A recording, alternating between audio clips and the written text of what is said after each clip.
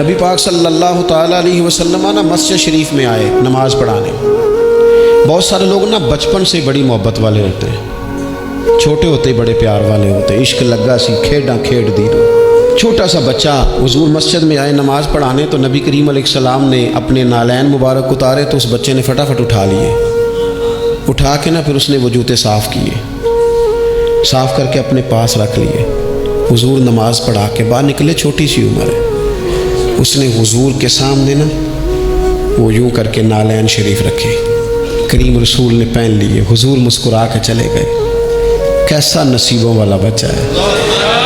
اگلی صبح پھر حضور نماز کے لیے آئے تو اس نے اسی طرح محبوب نے جوتے اتارے تو اس نے اٹھا لیے، پھر حضور کے جوتوں کو صاف کیا، پھر اپنے پاس سنبھال لیے۔ حضور نے نماز پڑھائی، فراغت کے بعد کریم نکلے تو اس نے پھر اسی طرح جوتے رکھے۔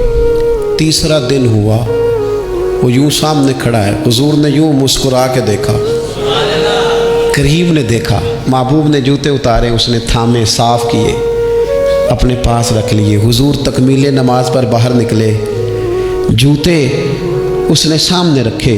اب حضور نے پوچھا بیٹا کیا نام ہے؟ یعنی حضور نے پوچھا، نبی کریم میں نے سنا ہے وہ بن سنور کر میری عیادت کو آ رہے ہیں، یہ دیکھو نا نرخ بازار محبت کا انوکھا ہی ہو گیا، نرخ بازار محبت کا انوکھا ہی ہو گیا، خود خریداروں میں شامل آ کے مولا ہو گیا۔